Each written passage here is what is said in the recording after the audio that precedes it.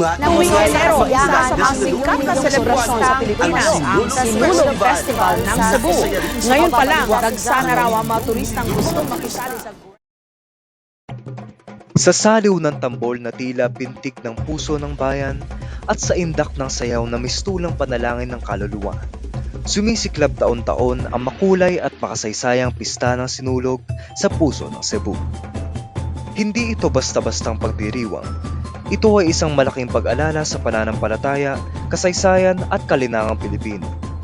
Isang saglit kung saan nagkakaisa ang hininga ng nakaraan at kasalukuyan. Ang salitang sinulog ay hinango mula sa sulog, na ang kahulugan ay agos, isang hulma ng galaw na ginagaya ng sayaw. Dalawang hakbang pasulong, isang hakbang paurong. Sa bawat galaw, ginugunita ang pagbabalik loob ng mga ninuno sa pananampalatayang Kristyanismo sa ilalim ng anyo ng mahal na Santo Niño, na hanggang ngayon ay pinagpupugayan at pinananaligan ng milyon-milyong deboto. Iginugunita sa sinulog ang pagbibinyag ng mga katutubo sa Kristyanismo sa pamamagitan ng imahe ng Santo Niño na ibinigay ni Magellan noong taong 1521. Ngunit higit pa sa kasaysayang kolonyal, ang sinulog ay naging sagisag ng matibay na pananampalataya ng mga Cebuano at ng sambayan ng Pilipino. Sa kasalukuyan, ito ay hindi lamang isang pista, kundi isang dambuhalang entampladong pangkultura, kung saan ipinapamalas ang kahusayan sa sining ng sayaw, musika, pananamit at paniniwala.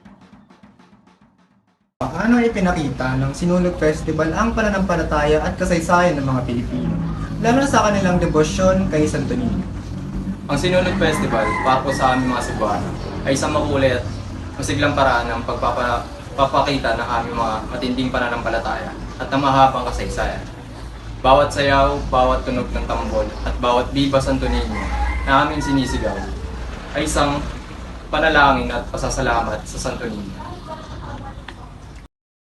So magandang umaga nga sa inyo at andito kami ngayon sa Cebu City kung saan kasalukuyang ginaganap ang Sinulog Festival. Ako nga pala si John Ray Sabulbora at ako nga pala si Lian Merdy Evie. So nandito kami para magsaksihan ang Sinulog Festival na ginaganap dito sa Cebu.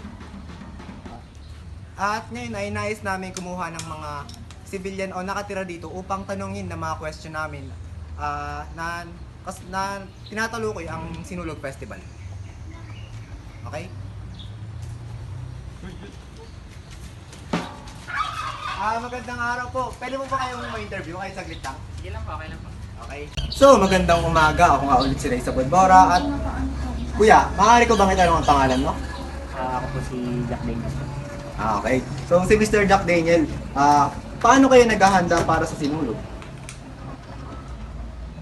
Pinaghahandaan namin to lalo na yung mga props.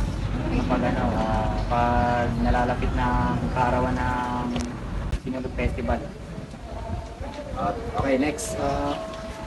Ano ang paborito mong bahagi sa pagdiriwang ng Sinulog? Yung mga pinakapaborito ko lalo na yung mga sumasayaw at yung pinapaiwatig yung imahe ng Santo Niño. Yung last. Ano ang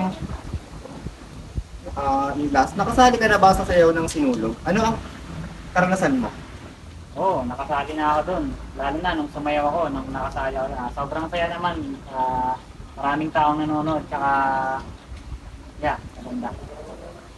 Okay, maraming salamat kay Mr. Jack Daniel and ayun lang po, thank you. So ako nga pala si Lian Merdy Evie at andito ako para maganda na isang interview na may 3 katanungan para sa isa sa mga Cebuano dito sa Cebu. So ano pong pangalan niyo? Ako po si Royce Ramirez. Ako po. So, pangunahan na natin sa unang question. Ilang taon na kayo nakasubaybay sa sinasabing Sinulog Festival na sikat na sikat dito sa Cebu? Siguro po nakasubaybay ako dito mga 15 or 16 years na. Karamihan po ng buhay ko. Sinusubaybay ako na po ang Sinulog Festival. Okay. So, para sa'yo, ano yung pinakatumatak sa isipan mo na masabaybayan mo yung festival? Ang pinaka tumatak po siguro sa akin yung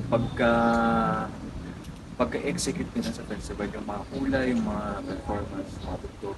Para po sa akin, nakaka-akit po ito, tingnan na pakita. So, sa last question na ito, bakit importante sa mga Cebuano na katulad mo na mapagdiriwang ang celebration na ito? Para po sa akin, importante po sa mga Cebuano katulad ko dahil ito po ay mahalagang parte ng aming pagkakakilanlan at aming kultura. At siguro po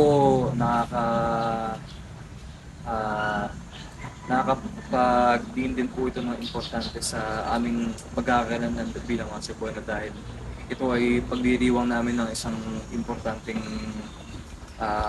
selebrasyon o pagdiriwang na ilang daang taon na po namin ginagawa. Okay, maraming salamat. So, ayun na ang pagtatapos ng interview na ito. Ano ang pinagmula ng sinulog? Paano ito nagsimula at nag-evolve sa paglipas ng panahon? Pinagmulan po ng sinulog. Nung una po kasi, mga sinasamba ng mga katutubo natin ng pre-colonial period, mga anito at espiritu. Nagbago po ito nang dumating mga Kastila sa Cebu noong 1521. Ipinakilala ni Ferdinand Magellan ang Kristyanismo at inhandog niya ang imahe ng Santo Niño sa rina ng Cebu na si Haro Magon bilang simbolo ng ating bagong pananampalataya sa Kristyanismo.